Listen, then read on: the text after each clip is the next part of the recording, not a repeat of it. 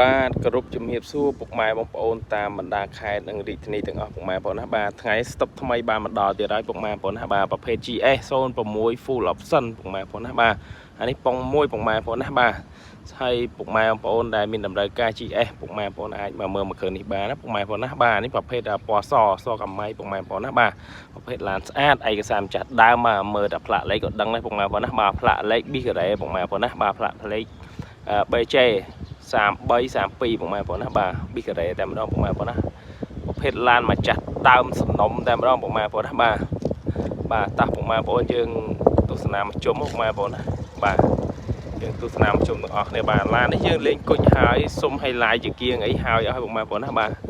ចាន់អីគឺយើងលេងហើយអស់ហើយពុកម៉ែបងប្អូនណាបាទចាន់ស្វកកង់អីគឺនៅថ្មីបាទសម្រាប់ពុកម៉ែបងប្អូនទិញយកទៅប្រើអីមកមើលមកគ្រឿងនេះមកពុកម៉ែបងប្អូនណាបាទធានាជូនអត់ខប់ម្ដងឯងពុកម៉ែបងប្អូនណាបាទមកជុំឡានទឹកថ្នាំស៊ីមហើយបន្ទុកអូតូឆេកជាប់ពុកម៉ែបងប្អូនណាបាទអូតូឆេកវាដូចជា60ជាងពុកម៉ែបងប្អូនណាបាទ60ជាងហើយយើងលេង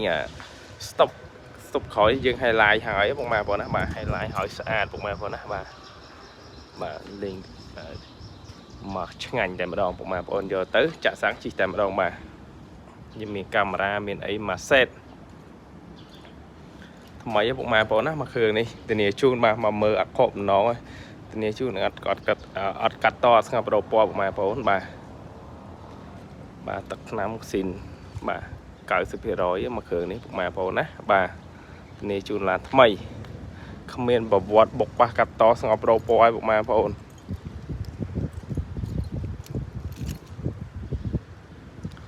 ថ្មីមែនតើពុកម៉ែបងប្អូន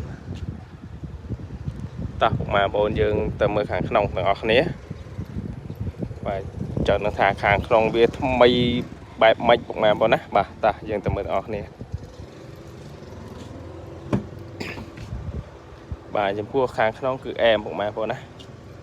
មានភ្លើងមានអីខាងក្នុងស្អាតពុកម៉ែបងប្អូនបាទគ្រឿងក្នុងគ្រឿងជ័រគ្រឿងអីគឺនៅអែមបាទជាងដាក់កម្រាលជើង VIP ថ្មីបាទក្នុងរបស់វាបាទស្អាតពុកម៉ែបងប្អូនណាសម្រាប់ពុកម៉ែបងប្អូនយកទៅប្រើមកមើលមកគ្រឿងនេះបានក្លុកកលៀតអីពុកម៉ែបងប្អូនណាខ្ចីពុកម៉ែបងប្អូនមកគ្រឿងនេះធានាជូនបាទតោះពុកម៉ែបងប្អូនដែលមានតម្រូវការ GS ពុកម៉ែបងប្អូនណាអាចមកមើលមកគ្រឿងនេះបានតាមរយៈលេខទូរស័ព្ទក៏បានតាម Page ក៏បានតាម Telegram ក៏បានពុកម៉ែបងប្អូនណាអរគុណច្រើន